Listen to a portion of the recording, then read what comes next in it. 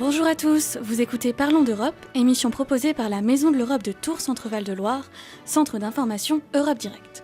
Aujourd'hui, nous recevons Louise Casal, jeune en service civique à la Maison de l'Europe de Tours. Bonjour Louise. Bonjour. Merci d'être là aujourd'hui. Vous venez nous parler des prochaines élections européennes du 26 mai 2019. Est-ce que, pour commencer, vous pouvez vous présenter brièvement et nous expliquer pourquoi c'est vous qui vient nous parler de cette thématique aujourd'hui ? Oui, tout à fait.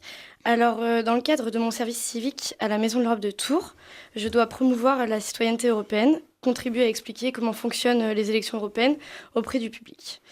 J'ai également été diplômée cette année du Master juriste européen de Tours.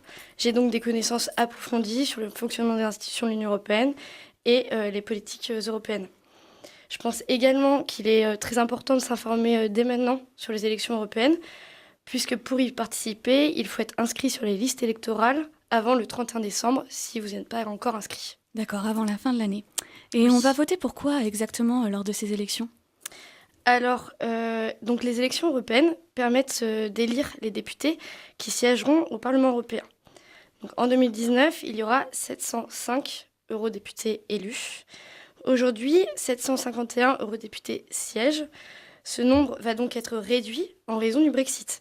En effet, à cause du Brexit, la composition du Parlement européen a changé et des sièges supplémentaires ont été attribués à certains États. En France, par exemple, on élit en 2019 5 députés de plus qu'en 2014, soit 79 députés. D'accord, et on a entendu beaucoup de polémiques en France sur les listes nationales ou régionales pendant les élections européennes. Comment ça va se passer concrètement pour élire ces 79 députés ? Alors, concrètement, le pays ne sera plus découpé en 8 circonscriptions régionales, comme c'était le cas en 2003 et en 2014, mais formera une circonscription unique. La France revient ainsi au modèle adopté par la grande majorité des pays européens. Seules la Belgique, l'Irlande, l'Italie et la Pologne sont en effet divisées en plusieurs circonscriptions. Donc, une liste de candidats sera présentée par chaque parti pour l'ensemble du territoire français et chaque citoyen aura la possibilité de donner sa voix à la liste de son choix. À l'issue de ce scrutin, les partis ayant obtenu plus de 5% des suffrages bénéficieront d'un nombre de sièges proportionnel à leur nombre de voix. D'accord, donc une élection proportionnelle assez classique. Oui, tout à fait. Très bien. Et comment fonctionnent ces élections de manière générale ? On les élit tous les combien d'années, les députés ? Alors, les élections ont lieu tous les 5 ans, toujours à la même période et dans l'ensemble des pays membres de l'Union européenne. Et comment est attribué le nombre de sièges pour chaque pays ? Vous avez dit qu'en France, on élisait 79 députés, mais ce n'est pas le cas pour tous les pays membres ? Alors, chaque pays se voit attribuer un nombre de sièges en fonction de sa population. L'Allemagne étant le pays avec le plus grand nombre d'habitants et le pays qui dispose du plus grand nombre de représentants au Parlement européen, à savoir 96. Ce chiffre n'a pas été modifié en raison du Brexit. Ensuite vient la France qui a 79 députés au Parlement européen. Les plus petits pays en termes de démographie sont le Luxembourg, Chypre, l'Estonie et Malte. Ils ont donc le plus petit nombre de députés, à savoir 6 députés qui siègent au Parlement européen. D'accord, donc c'est très varié. Et à quoi servent les députés européens exactement ? Quel est le rôle du Parlement ? Alors, le Parlement européen exerce principalement 3 pouvoirs. Le pouvoir législatif, le pouvoir de contrôle et le pouvoir budgétaire. Donc tout d'abord, dans le cadre de son pouvoir législatif, lorsque la Commission européenne fait une proposition de loi, les députés amendent et votent le texte avec le Conseil de l'Union européenne. C'est le cas seulement lorsqu'il s'agit d'une procédure législative ordinaire, ce qui touche une vingtaine de domaines, dont l'agriculture, les affaires étrangères ou encore l'emploi. Le Parlement européen est également consulté et donne son assentiment pour beaucoup d'autres mesures. D'accord, et le pouvoir de contrôle que vous avez évoqué, ça consiste en quoi ? Alors, ce pouvoir de contrôle se développe de plusieurs manières. Tout d'abord, ce sont les députés qui confirment l'élection des commissaires européens et qui élisent le président de la Commission. Ils peuvent également contraindre la Commission à la démission en votant une motion de censure. Le Parlement supervise aussi les travaux du Conseil. Et enfin, il examine les pétitions des citoyens en créant des commissions d'enquête spéciales. D'accord. Et le dernier, c'est le pouvoir budgétaire que vous avez évoqué? Oui, tout à fait. Alors le pouvoir budgétaire du Parlement consiste pour les députés à établir le budget annuel de l'Union européenne en partenariat avec le Conseil de l'Union européenne. Et les députés doivent surveiller son exécution et ils peuvent décider d'approuver ou non sa gestion par la Commission. D'accord, très bien. Merci Louise. On se retrouve après la pause.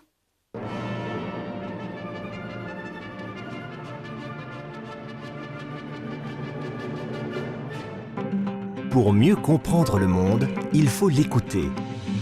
Dans Contre-courant, chaque jeudi, RCF vous emmène en reportage pour découvrir des lieux pas comme les autres et rencontrer ceux qui les animent, vous offrant ainsi une perspective nouvelle. Contre-courant, ouvrez-vous des horizons insoupçonnés. Ce jeudi à 22h.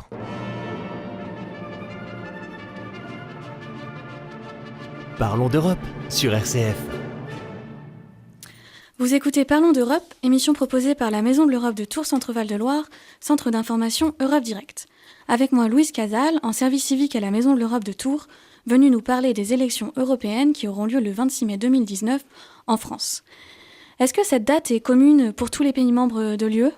Alors non, en fait les élections européennes se déroulent du 23 au 26 mai dans toute l'Union européenne, mais en France on votera uniquement le 26. D'accord, et qui peut voter lors de ces élections ? Alors, tous les citoyens des pays membres de l'Union européenne peuvent voter dès qu'ils ont plus de 18 ans. Exception faite des citoyens autrichiens qui peuvent voter dès 16 ans. Cela représente plus de 300 millions de personnes. Je tiens à préciser qu'il faut quand même être inscrit sur les listes électorales impérativement avant le 31 décembre 2018, sans quoi vous ne pourrez pas voter en France. D'accord, et ces 300 millions de personnes, on le rappelle, font de l'Union européenne le deuxième système démocratique au monde, après l'Inde. Oui. Imaginons qu'en tant que Française, maintenant je vive en Espagne. Est-ce que ce sera possible pour moi de voter pour les eurodéputés français ? Alors oui, tout à fait. Vous pourrez voter pour les eurodéputés français si vous êtes inscrit sur les listes consulaires. Cette inscription est automatique dès lors que vous êtes inscrit sur le registre des Français établis hors de France. Sinon, vous pouvez vous déplacer au consulat ou à l'ambassade le plus près de chez vous. D'accord, mais ça c'est pour voter directement au consulat ou dans les ambassades, mais encore faut-il avoir un bâtiment comme ça près de chez soi. Comment on peut faire si c'est pas le cas ? Alors, si vous ne pouvez pas vous déplacer, vous pouvez également faire procuration. Pour cela, donc, il faudra que vous désigniez un mandataire qui votera en votre nom. Cette personne doit impérativement être inscrite sur les listes électorales et ne peut être mandataire que d'une personne, à savoir vous. Elle ira donc voter à votre place dans votre bureau de vote.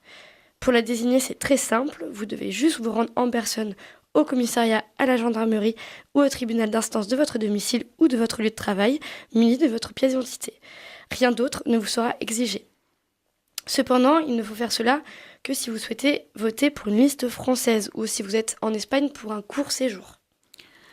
D'accord. Est-ce qu'on peut voter pour les députés espagnols Alors dans voilà, ce cas-là ? Tout à fait. Donc si vous êtes résident en Espagne, vous pouvez voter pour les eurodéputés espagnols dans le bureau de vote le plus proche de chez vous, à condition toujours d'être inscrit sur les listes électorales. Et c'est possible de voter en ligne ? Alors, le vote en ligne n'est pas encore mis en place en France, bien que Emmanuel Macron ait déclaré en juin qu'il pourrait être mis en place pour les Français vivant à l'étranger pour les élections européennes de 2019, mais ce n'est toujours pas le cas. Donc on ne sait pas encore si ce sera possible. Non. Et si on habite hors de l'Union européenne, parce que le cas espagnol s'applique évidemment à tous les pays membres de l'UE, mais si on habite en dehors de l'Union, est-ce qu'on peut voter pour les élections européennes quand même ?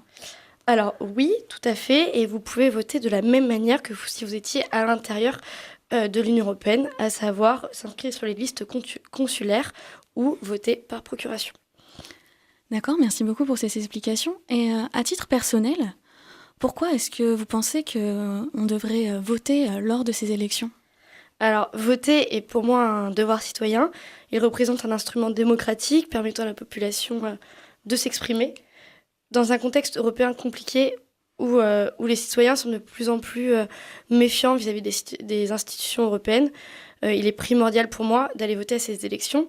N'oublions pas que le Parlement européen est la seule institution dont les membres sont élus au suffrage universel direct, c'est-à-dire par les citoyens européens eux-mêmes, et c'est l'institution qui les représente. Oui, c'est vrai, surtout en ce moment où on entend beaucoup que l'Union européenne est en manque de démocratie. Tout à fait. C'est important d'aller voter et de ne pas oublier de s'inscrire sur les listes avant le 31 décembre. Oui, tout à fait. Très bien. Merci beaucoup Louise pour avoir répondu à nos questions.